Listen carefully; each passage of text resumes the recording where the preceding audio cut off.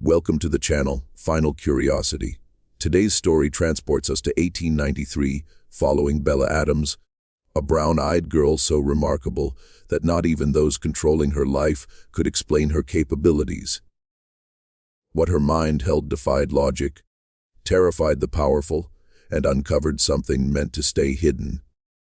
This is more than a story of slavery. It's a narrative the system attempted to erase. This account is heavy and intense. Pause, take a breath, and listen carefully. Before we start, remember to subscribe and comment with your city and country. Every voice helps ensure these forgotten lives are remembered, not buried.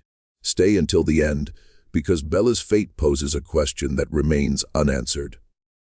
Let's begin.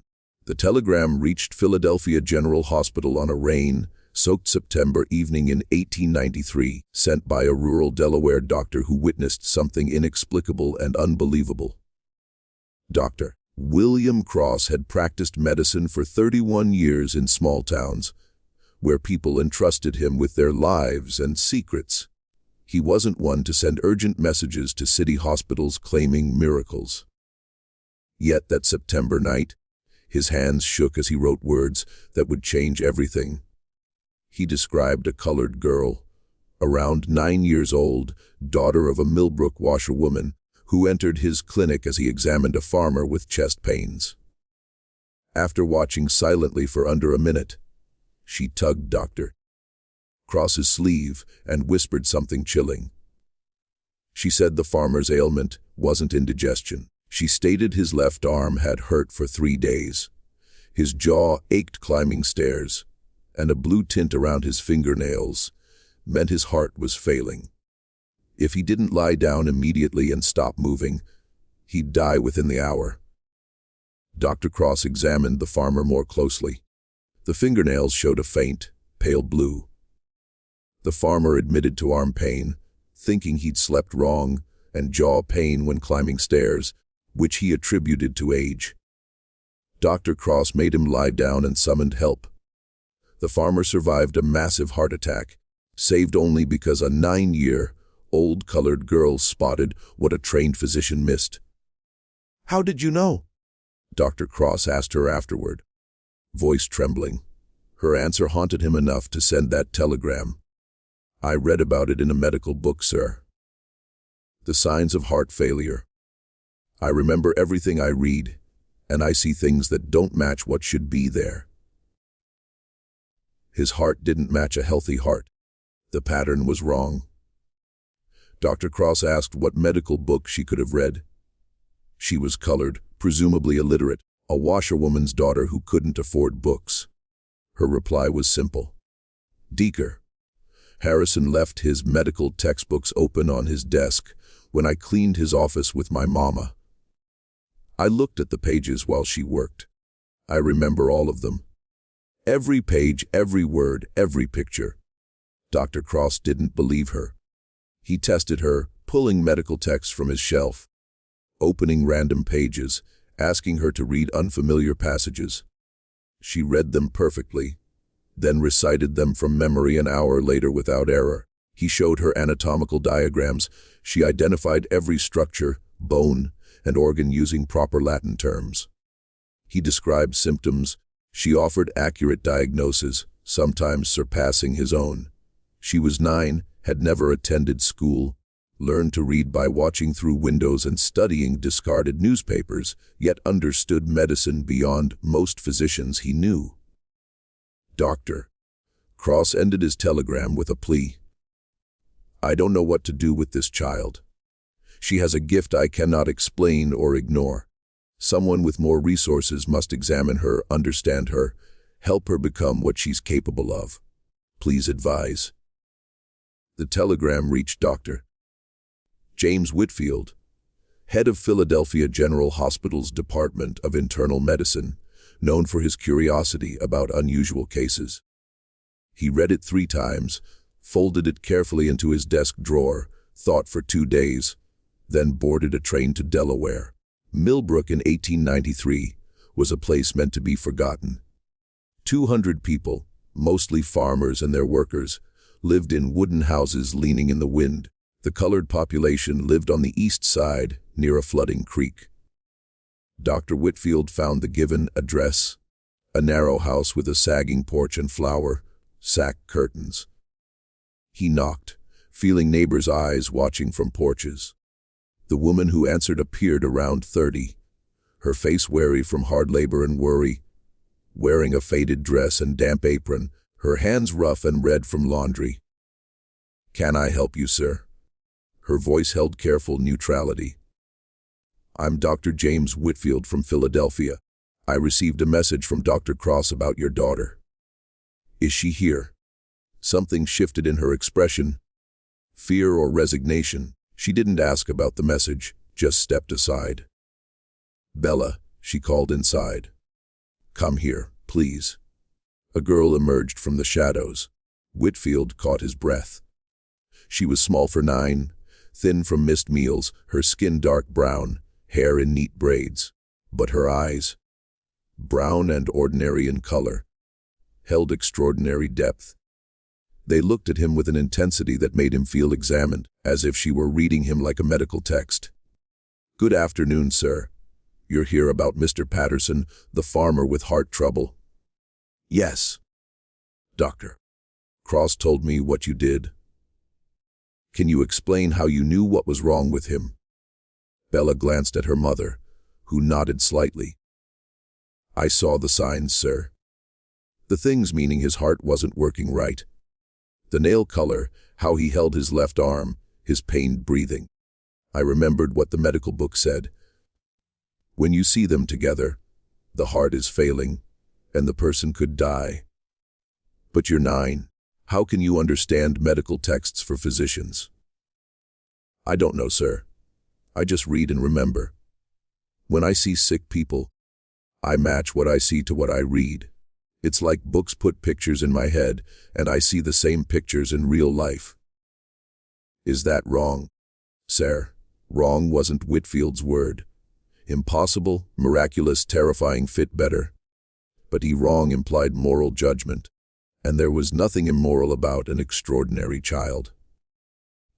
For the next 3 hours, in that cramped house, smelling of lye soap and poverty, James Whitfield conducted his career's most important examination.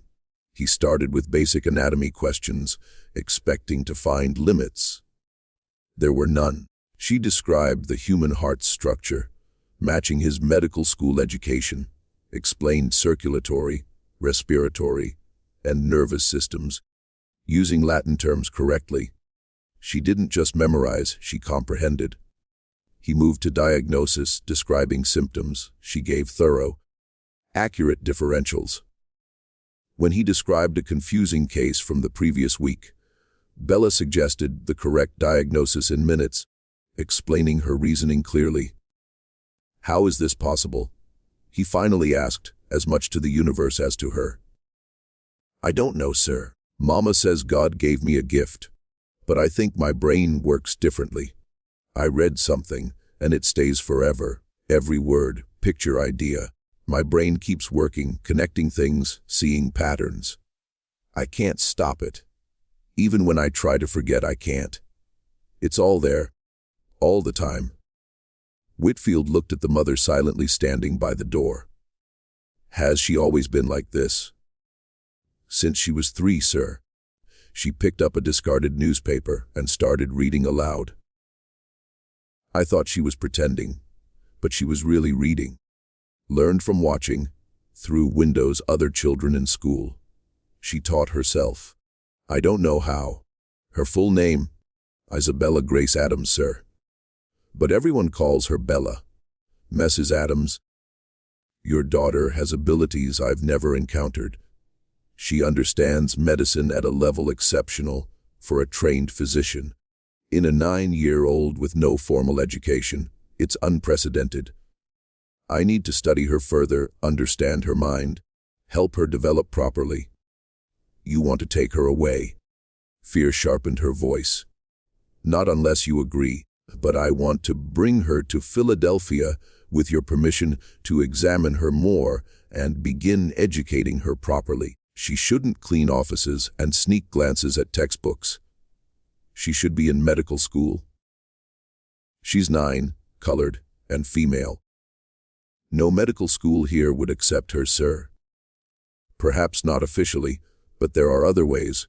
Private instruction, library access, laboratory use, mentorship.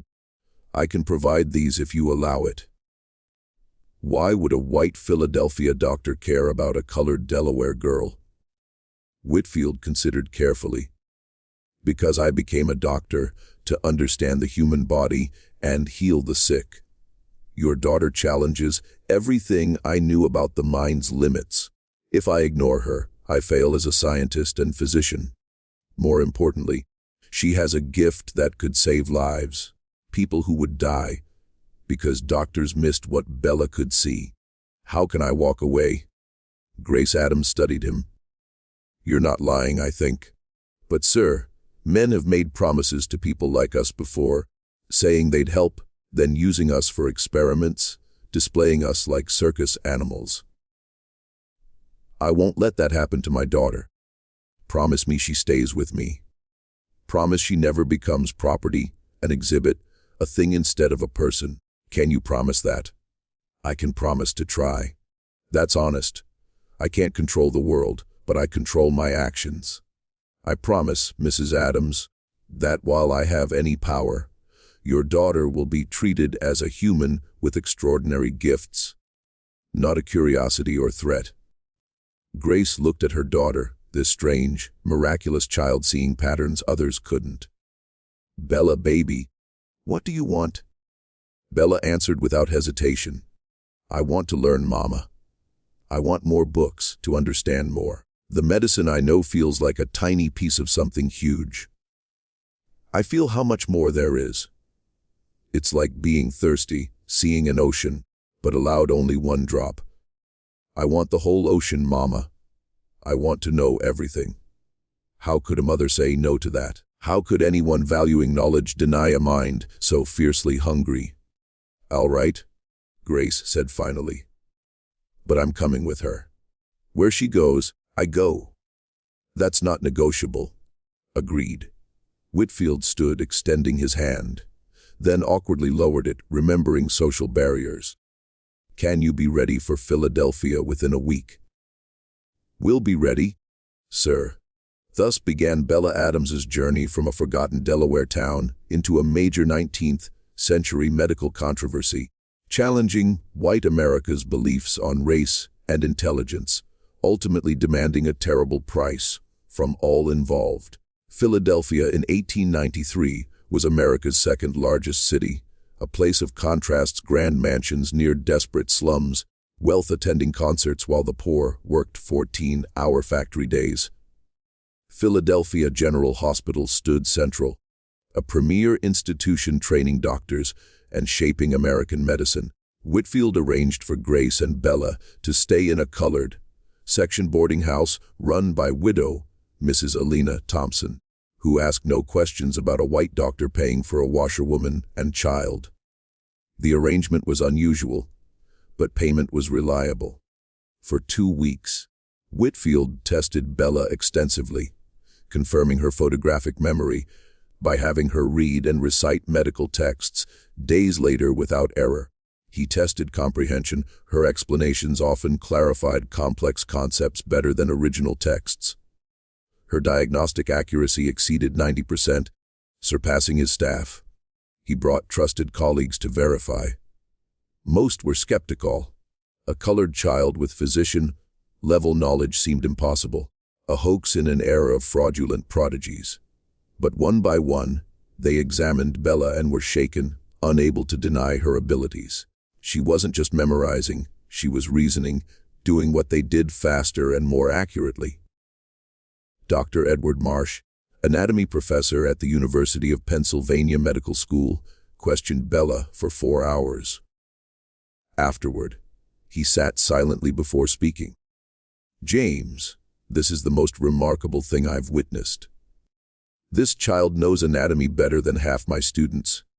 Real understanding. She corrected me twice. She corrected me. Imagine what she could become with training. I can imagine. That's why I brought her. The question is whether the world will let her become anything. Dr. Robert Sullivan, a heart specialist, examined Bella's cardiac knowledge, her first demonstrated area. He emerged pale. She described a case I saw last month, an unusual heart valve presentation. She'd never seen the patient or heard me discuss it. When I described symptoms, she identified it immediately, suggesting a treatment I hadn't considered. I checked the literature. Her suggestion was sound. Better than sound. If I'd thought of it, the patient might have recovered faster. He paused, wrestling. James, I don't understand how this is possible. Everything I was taught about racial mental capacity says this child shouldn't exist. But she does. She knows more cardiac medicine than physicians trained for years. What does that mean? It means what you were taught was wrong, completely wrong. Intelligence doesn't care about skin color. It never did. We told ourselves it did for convenience. Bella Adams proves the lie. The question is whether anyone will believe her or explain her away. As word spread, responses varied. Some physicians wanted to verify, some dismissed it as a hoax, some saw Bella as a threat. Dr. Cornelius Webb, 56, psychiatry professor at Jefferson Medical College, and a respected racial scientist, was among the latter. He'd spent decades arguing Negro intellectual inferiority was natural law, using skull measurements and brain weight studies. His work cited in segregation laws and against Negro education. Now a 9-year-old colored girl threatened to demolish it. Webb heard from a colleague who witnessed Bella's demonstration, describing it with awe and confusion. Webb grew alarmed. Such claims were dangerous, giving integrationists ammunition, suggesting racial science was wrong, undermining segregation foundations. He wrote Whitfield politely, requesting to examine the child himself, framing it as scientific curiosity, wanting to verify claims and protect from fraud. Whitfield knew the danger. Webb's agenda was clear. Allowing him to examine Bella was like a wolf evaluating a lamb. But refusal created problems. Webb was influential, could damage Whitfield's career, and might claim fraud. Strategically, if Webb examined Bella and admitted her abilities, it would devastate his framework. The question was whether he'd admit anything or dismiss it.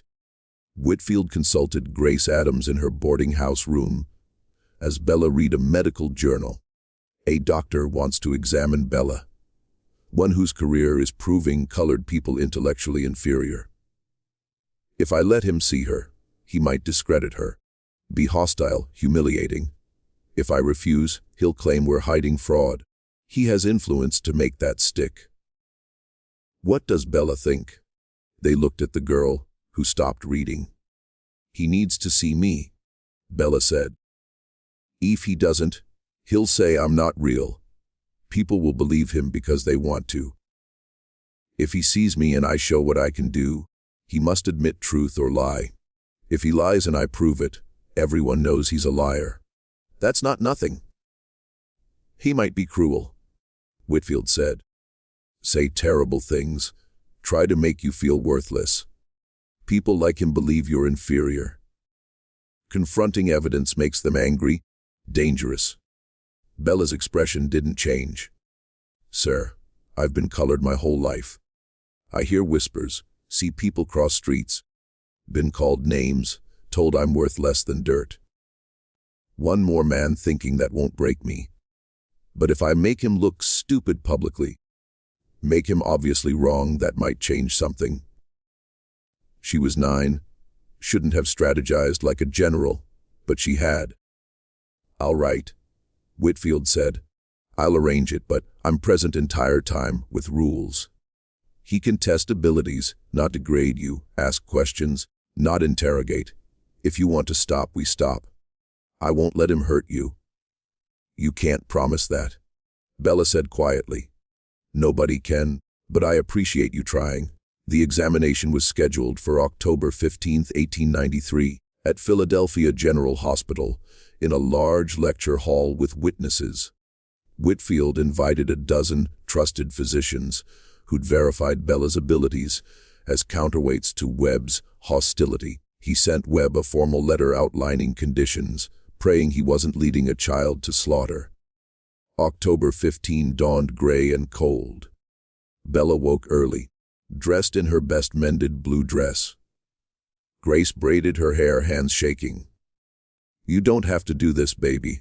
We can leave, go back to Delaware. Forget this." Bella met her mother's eyes in the mirror. "And spend my life cleaning houses and reading through windows." "No, Mama. Whatever happens, at least I tried. I didn't run away." They arrived at 9 a.m., entering through a side door. Whitfield met them in his office, tense. "Grace, Bella, thank you. Before we begin, Webb leads questioning, but I'm present with other physicians. If uncomfortable, if abusive, signal me, I'll end it." Bella nodded. "What questions?" "I don't know exactly. Likely testing medical knowledge and reasoning. But he may try to humiliate you with complex terms, obscure conditions, tricks to make you err." "I'm not worried about medical questions. I know what I know.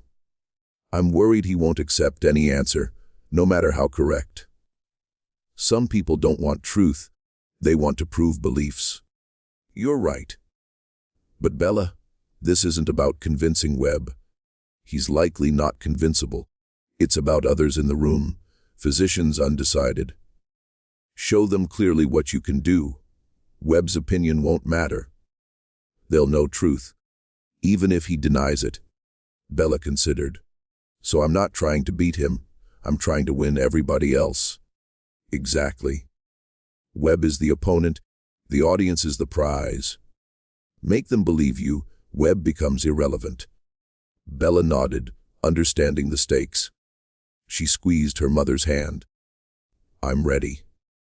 The lecture hall was smaller than hoped, seats filled with uninvited curious doctors. Webb sat at a front table with two colleagues, large, well-fed, stroking his beard, eyes coldly calculating. When Bella entered, his eyes fixed with contempt. "So this is the supposed prodigy. Looks like an ordinary Negro child." "Dacre Webb," Whitfield said firmly, "maintain professional decorum. We're here for scientific examination, not insults." "Of course." Webb smiled, eyes unmoved, merely observing. "Shall we begin?" Bella was directed to a central chair, looking impossibly small, surrounded by rows of white men deciding her fate.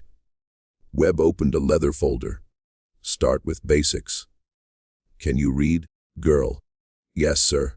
"Who taught you?" "Myself."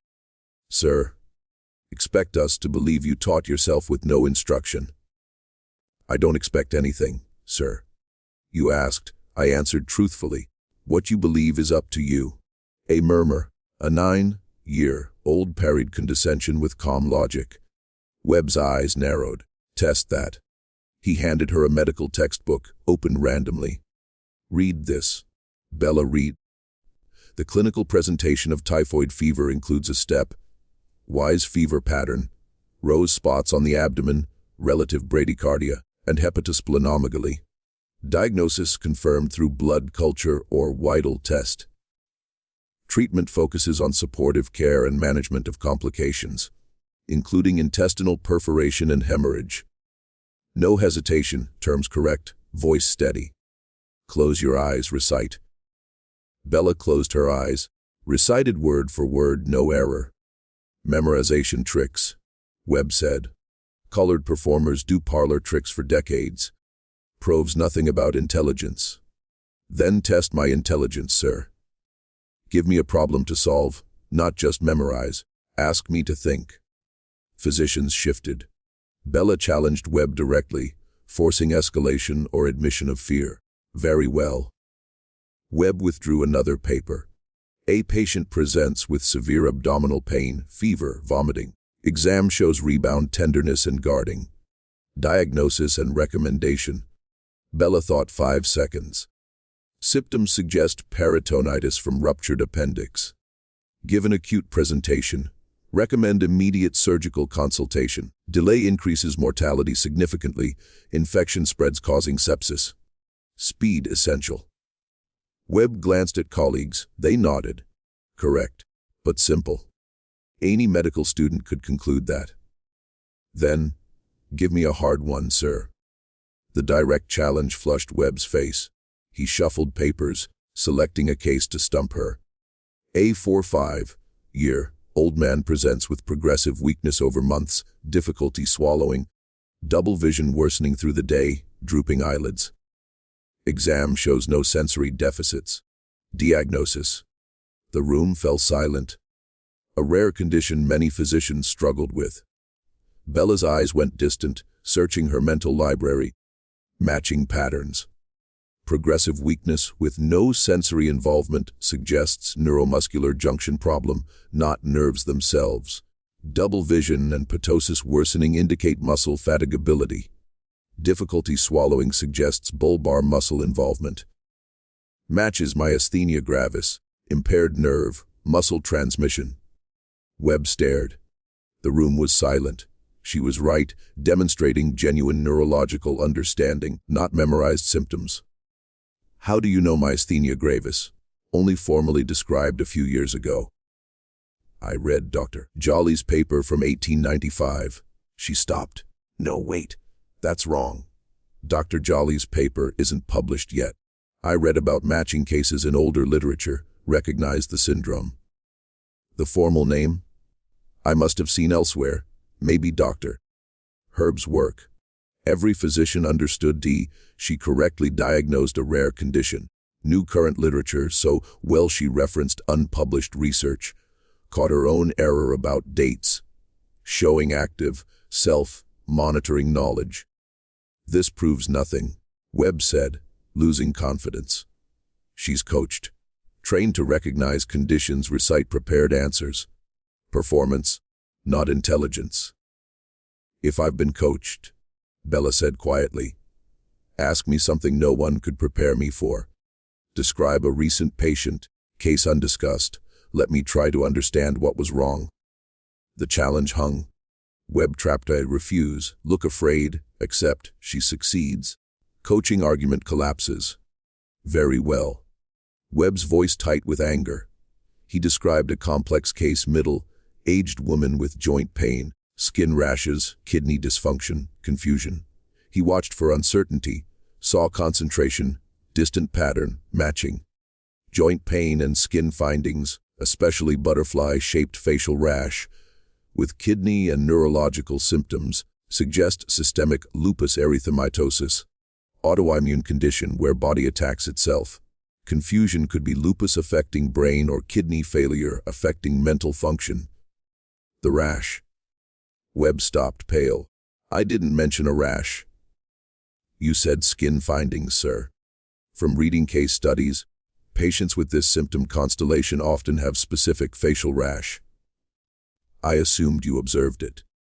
Did you? Webb's silence answered yes. The patient had a facial rash. Bella deduced an unmentioned symptom from disease pattern understanding. Whitfield leaned forward. Dr. Webb, does Bella's diagnosis match your conclusion? Webb barely audible. Diagnosis confirmed. Patient has lupus. The room erupted. Physicians murmured, reacting. A 9-year-old colored girl matched a senior physician's complex diagnosis, identified an unmentioned symptom, showing understanding beyond memorization or coaching. Webb stood abruptly, chair scraping. This proves nothing. One lucky guess doesn't demonstrate intelligence. Thousands of diseases, millions of symptom combinations. Any trained performer could give plausible answers. Entertaining trick, nothing more. Sir, Bella said, cutting through bluster. If I'm doing tricks, find holes in my knowledge. Ask something obscure, something I couldn't possibly know. I'll answer correctly or not. If I can't, you're right, I'm a fraud. If I can, maybe consider you're wrong about me and people like me. The directness enraged Webb. His face purpled, hands clenched. Then he said something changing Bella's life trajectory. This child is mentally abnormal. Her abilities, if real, are symptoms of a diseased brain, not genuine intelligence. Seen before in Negro subjects. Aberrant development, producing isolated skills at cost of mental stability. She should be studied in a proper facility, not paraded like a circus attraction. What are you suggesting? Whitfield demanded, rising. She needs psychiatric evaluation. Her condition requires scientific investigation in a controlled environment. Leaving her with her inadequate mother risks child and public. He turned to the room. Gentlemen, we have responsibility to science and society. If she has unusual mental abilities, we must understand properly. If, as I suspect, abilities are pathology symptoms, we must protect her from exploitation and public from danger. I move we recommend placement in an institution for extended observation. Whitfield moved protectively toward Bella. You can't be serious. Institutionalize a child because she's smarter than you. Protect a potentially dangerous aberration from causing harm. Long history of Negro mental instability. Her unusual presentation may indicate. He never finished. Grace Adams, silent at the back, pushed through the crowd, placing herself between Webb and her daughter. You will not touch my child. I don't care about your degrees or books. Bella is my daughter. I'll die before you lock her up for poking like an animal. Mayam. Webb said with exaggerated patience. You don't understand scientific importance. I understand you saw a little girl smarter than you, and first thought was locking her away so no one admits you're wrong. I understand perfectly. Chaos erupted. Physicians arguing. Some supporting Webb, others outraged. Whitfield tried restoring order while protecting Bella and Grace. Bella sat quietly, watching with brown eyes, seeing too much, understanding this was only the beginning, that men like Webb wouldn't stop. Her mind made her a target. She'd fight for her right to exist lifelong. The examination ended unresolved. No institutionalization recommendation made, as Whitfield and allies threatened going public. But battle lines were drawn. Webb left determined to neutralize Bella's threat. He'd find a way. Men like him always did. It took 3 months. When he moved, Whitfield, Grace, and Bella wouldn't see it coming until too late. The 3 months post-examination were Bella's calmest for years. Whitfield arranged private education with willing physicians. She devoured medical knowledge, read advanced textbooks, observed surgeries behind screens, learned practical healing skills. Grace worked as a seamstress in Philadelphia's colored section, watching her daughter grow confident. For brief months, the world seemed to allow Bella to become her capable self. But Dr. Cornelius Webb hadn't forgotten or accepted humiliation. He spent 3 months building a case to destroy Bella completely. On January 8, 1894, Webb published in the Zerv American Journal of Psychiatry, Aberrant Mental Development in Negro Subjects, a case study in pathological savantism. The article described Bella as Subject B, a 9-year-old female Negro child, acknowledging abilities while reframing as severe mental disorder symptoms. He compared her to savant syndrome cases, remarkable feats with profound disabilities elsewhere, arguing her abilities disconnected from true reasoning, parlor tricks from a malformed brain.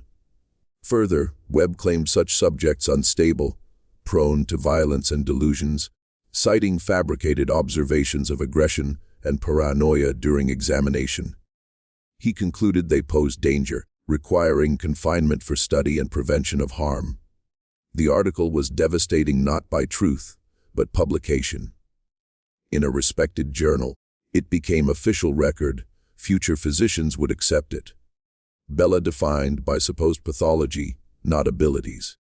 Whitfield learned 3 days post-publication when a colleague showed him a copy sympathetically. Reading in horror, He understood not science, but assassination, deliberate reputation destruction to justify Webb's next actions. He went immediately to warn Grace and Bella, but too late. Men came at 4 a.m., January 12, 1894. 4 large, efficient men with Judge signed papers declaring Bella Adams a danger, subject to immediate commitment to Pennsylvania State Hospital for the insane. Grace woke to broken door, threw herself between men and Bella's bed, screaming, fighting, biting, scratching. They knocked her aside, one holding her down while others grabbed half-asleep Bella. "Mama, what's happening?" "It's all right, baby."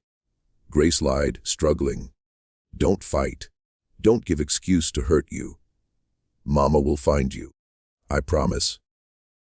They carried Bella into freezing January night, barefoot in nightgown, screams echoing as boarding house residents watched, afraid to intervene. Mrs. Thompson helped Grace up, held her sobbing. Grace's face bruised, wrists raw, but physical pain nothing compared to daughter taken, powerless to stop. "They took my baby." "I know, honey. We'll figure out. Find help." Grace thought of Whitfield, the white doctor who promised protection. She'd trusted him. Now daughter gone, taken like criminal, property, less than human. She'd find Whitfield, demand answers. If he couldn't help, she'd find another way. She'd made a promise. She'd keep it, no matter cost. Pennsylvania State Hospital for the insane sprawled across 600 acres west of Philadelphia. Gothic buildings like a medieval fortress. Built 50 years earlier on Kirkbride plan, promising architecture, could cure mental illness, but decades of overcrowding, underfunding, neglect made it darker. Patients warehoused, violent chained, difficult sedated, few left except in coffins. Bella arrived in a locked wagon, still in nightgown, barefoot, feet numb from cold. She'd stopped crying, mind working through terror, understanding, surviving. She knew about asylums from medical texts, treatments, conditions. Knowledge should terrify more, instead, gave something to hold. Information was power, understanding survival. Knowing what they might do, she could prepare, endure. They processed her like cargo. Number instead of name, weight, height, age in ledger with thousands. Cut her hair short for infrequent bathing, dressed in gray institutional sack gown, placed in colored ward room, 8x8 feet, narrow bolted bed, waste bucket, barred window, no heat, stone walls cold and damp, door locked outside. Bella sat on bed, knees to chest, recited medical texts in head. Only way to stay sane. Remind herself she was more than they saw. Not crazy, not dangerous. A girl with a gift locked away because it frightened them. She'd survive, find way out, make them pay. Dr. Webb arrived 2 days post-commitment. He'd arranged everything, legal papers, seizure, distant institution placement. Now to see his prize, study aberration, explain away abilities. Bella brought to examination room, wrists leather strapped, ankles shackled. 2 days no sleep, uneaten slop food, cold, exhausted, terrified. Seeing Webb, hatred rose, smoldering, patient waiting. Hello, subject B. Webb pleasant, almost friendly. Sorry for unpleasant circumstances, but your condition requires careful management. I don't have a condition. Not crazy. You put me here because I embarrassed you. A. Paranoid, thinking exactly why need treatment. Webb noted in folder. Delusions of persecution. Inability to recognize own pathology. Classic symptoms from my paper. You lied. Made things up. Never showed aggression or paranoia. Invented because needed true. Webb's pleasant expression unchanged. Unfortunately, mentally disturbed child's ravings carry little weight against trained physicians' professional observations. No one will believe or listen. You'll disappear here. Subject B. I'll study until understanding defective brain's tricks. Publish findings, prove Negro intelligence contradiction in terms. Following weeks, Webb subjected Bella to tests and procedures. Legitimate medical exams, skull measurements, reflexes, physical characteristics, others designed to break her. Keep awake days, test memory and reasoning, hoping exhaustion degrades abilities. Present problems during painful stimuli, electric shocks, ice baths, hours standing stress positions, trying to prove gifts fragile, pathological. Bella endured. No choice. Gave nothing, refused to perform. Answered monosyllables, retreated into mind during unbearable procedures. Recited medical texts in head, using familiar words as anchor, reminder of self despite body's treatment. And she watched. Learned hospital rhythms, lazy vs cruel guards, sympathetic vs indifferent nurses, memorized schedules, cataloged weaknesses, built mental institution map more detailed than any diagram. Not just surviving, planning, waiting. When moment came ready, Grace Adams spent first week post-abduction in grief and rage fog. Went to Whitfield, horrified but paralyzed by legal complexity, commitment papers in order. Webb followed procedure. Challenging, required proving Bella not mentally ill, needing physician examinations. Webb made nearly impossible. Went to lawyers. None would take colored woman's case, freeing child from mental institution. Law clear, physician's authority, commit dangerous patients.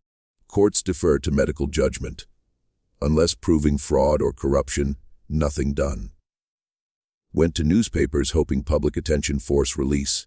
Editors uninterested in colored children in asylum stories. Uncomfortable, didn't sell papers. After 2 weeks hitting walls, Grace stopped trying within system. System took daughter, wouldn't give back. So Grace would go around, through, over system, whatever took. Started by getting hospital job. Applied as cleaning woman under different name, Delaware widow seeking steady work. Hospital always short-staffed, seeking colored women for dirty jobs white workers refused. Hired without scrutiny. Assigned colored wards cleaning. Suddenly Grace inside walls holding daughter. Finding Bella took 3 days. Hospital vast, records disorganized, patients numerous. Moved without documentation. Grace searched methodically, checking wards cleaned, asking careful questions of nurses and orderlies, building patient housing picture. 3rd day, found her, Bella, in East Wing colored female ward room for problematic or special observation patients. Couldn't approach directly. Guards, procedures, paperwork, exposing identity. But could clean hallway outside Bella's room. Linger mopping same floor section, waiting for unwatched moment. Moment came forth, work night guard asleep, nurses occupied with crisis, other ward end. Grace moved to Bella's door, pressed face to barred window, whispered, "Bella, baby, it's mama." Inside, figure stirred on narrow bed. Bella's face appeared at window. Gaunt, exhausted, but alive, recognizable beneath institutional haircut and hollow cheeks. "Mama." "Oh God, Mama, you found me. "I promised." "Baby, I promised come." Bella cried silently. "Mama, they hurt me." Doctor shocks, freezes, no sleep. Says proving I'm defective. Says cutting open brain after experiments. "No, baby." "No, but getting you out. Need time, figure how. But here now. Not leaving without you." How? How get out? Don't know yet, but find way. "Find help. Just hold on." "Can do that, baby." "Hold on little longer." Bella's jaw tightened. Fierce intelligence flickered in eyes. "Can hold on, mama. Been watching, learning. Know things about this place. Might help." "Like what?" "Dr. Webb not just experimenting on me. On lots patients, colored mostly. Takes basement room, does things, some don't return. Staff talks when think no one important listening. Call special research program. Secret, not official records. Think illegal." Grace's mind raced. If Webb unauthorized experiments, evidence illegal activity, might be leverage. Bring him down, expose happenings, force authorities intervene. Baby, find out more. Learn details without danger. Mama, already in danger. At least danger might worth something. They talked few more minutes before Grace pulled away hearing footsteps. But those minutes, plan formed Grace gather evidence outside, talking patient families, documenting observations, building case. Bella gather evidence inside, using remarkable memory record everything seen and heard. When enough, bring Webb down, expose doings, make him pay every suffering moment. Following months, careful dance of survival and information gathering.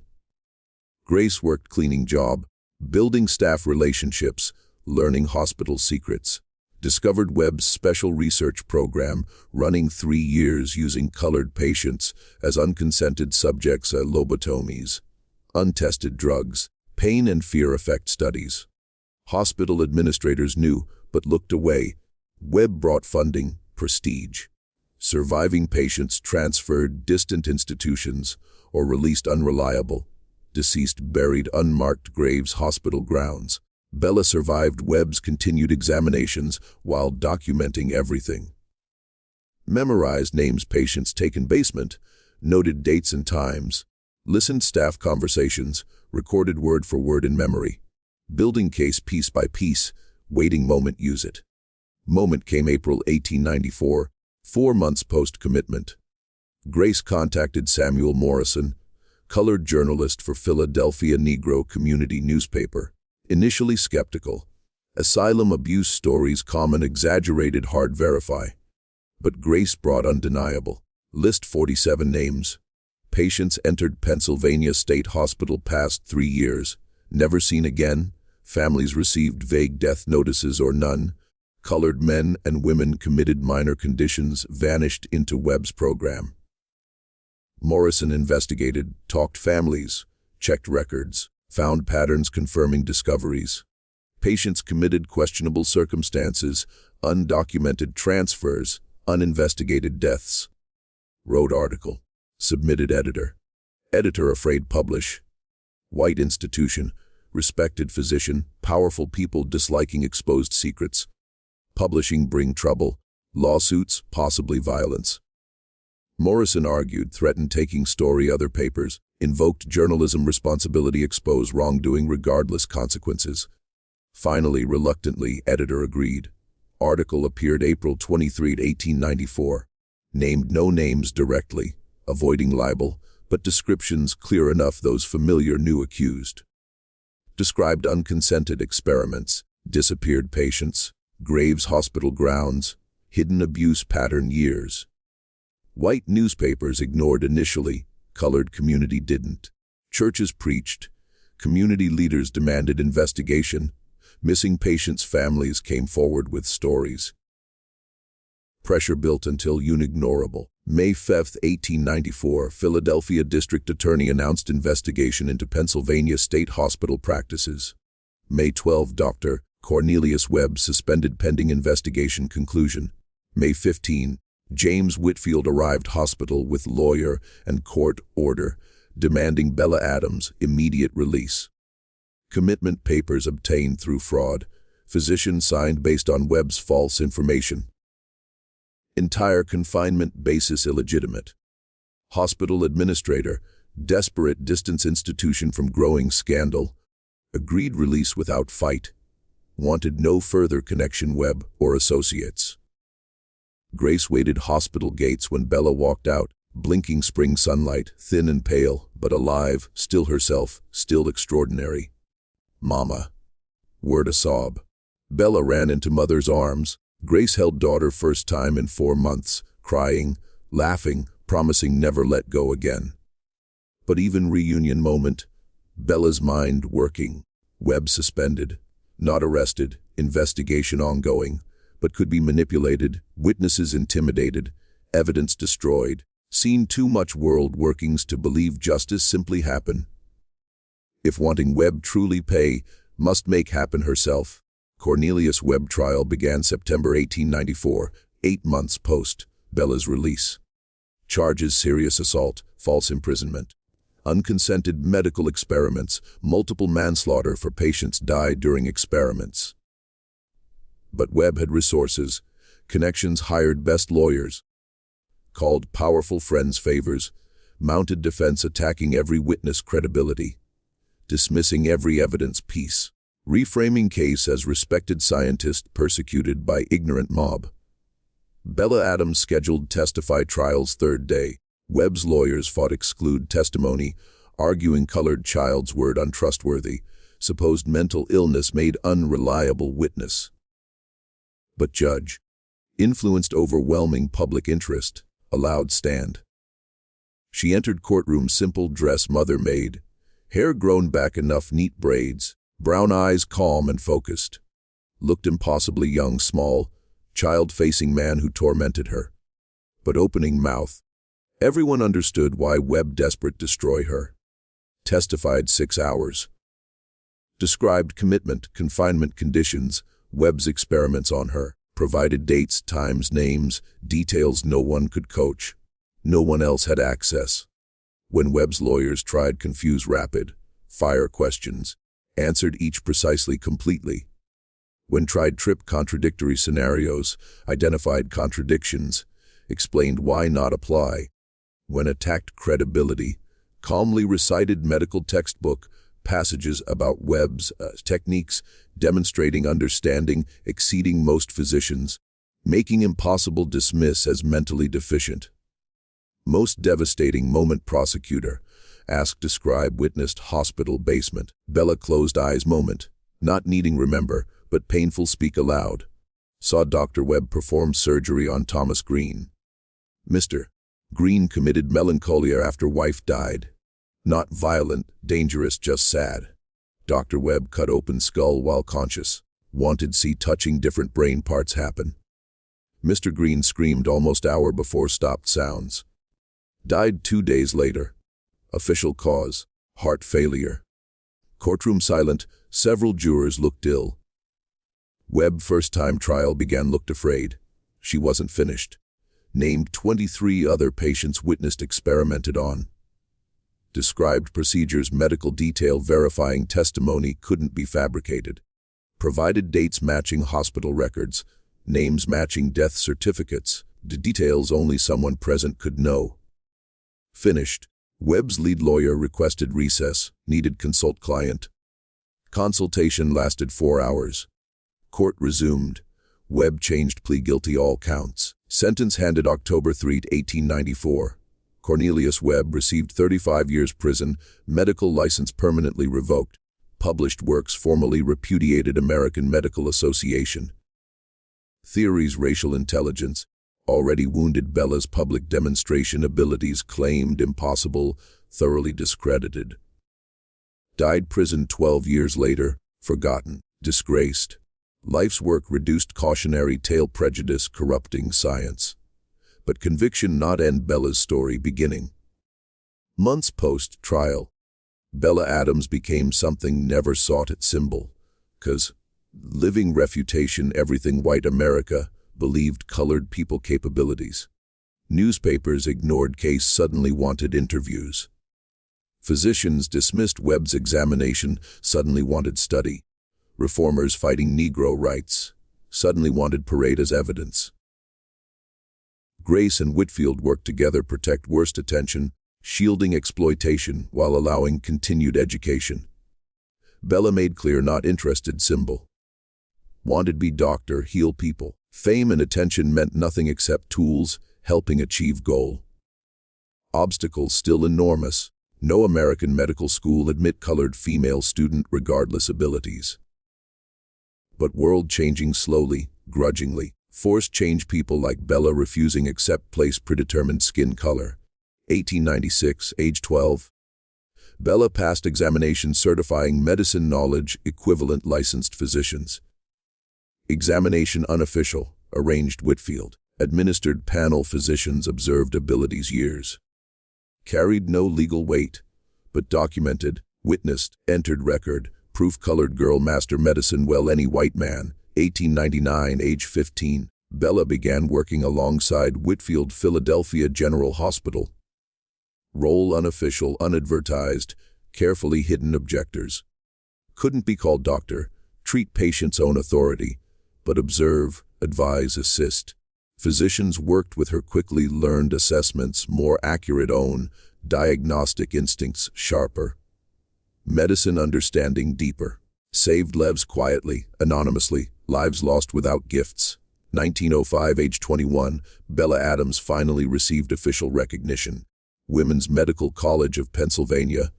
Few institutions America training female physicians. Agreed admit provisional basis. Completed 4-year program 2 years. Graduated top class. First colored woman earn medical degree that institution. Graduation ceremony small. Private. Attended only Grace, Whitfield, handful supporters. No newspaper photographers. Admiring crowds. World not ready celebrate colored female physician. But Bella didn't need celebration. Had wanted. Credentials practice medicine openly. Authority treat patient's own name. Power use extraordinary gifts without hiding, pretending, dismissed trick or aberration. Dr. Isabella Grace Adams practiced medicine Philadelphia next 47 years. Specialized diagnosis, using remarkable memory and pattern recognition, identify conditions other physicians missed. Patients came across country see her. White and colored alike told cases hopeless, misdiagnosed, mistreated. Heard whispers colored woman doctor see what others couldn't. Saved thousands lives. Trained dozens young physicians, passing not just medical knowledge, but understanding brilliance came all colors and genders, mind's capacity learning and healing not determined body housing it. Never forgot done to her asylum months, experiments, pain, terror locked away because gifts frightened men, couldn't accept represented, carried memories rest life, perfect recall couldn't forget even forgetting merciful. But never let memories define. Been victim, became survivor, then became more healer. Teacher, pioneer opening doors, never fully closed again. Grace Adams lived long enough see daughter, become everything dreamed. Died 1923, age 60, Bella bedside. Last words same first words Whitfield years ago. Take care my baby. Promise take care her. Mama. Bella said, holding mother's hand life slipped. Not baby anymore. Doctor, can take care myself. Still my baby. Always my baby. Made me so proud. So proud. James Whitfield died 5 years earlier, 1918. Great influenza pandemic. Caught disease treating patients. Refusing stop working own health failed. Bella with him and two great champions. Mother fought for, physician believed in. Both gone. But legacy lived every patient treated. Every life saved. Every young physician learned example medicine about healing people, not judging. Dr. Isabella Grace Adams died March 15, 1952, age 68. Practiced medicine until 2 weeks before death. Seeing patients small clinic established Philadelphia's colored neighborhood. Clinic provided care regardless ability pay. Treated poor and forgotten same skill and attention given anyone. Obituary appeared. Philadelphia Inquirer.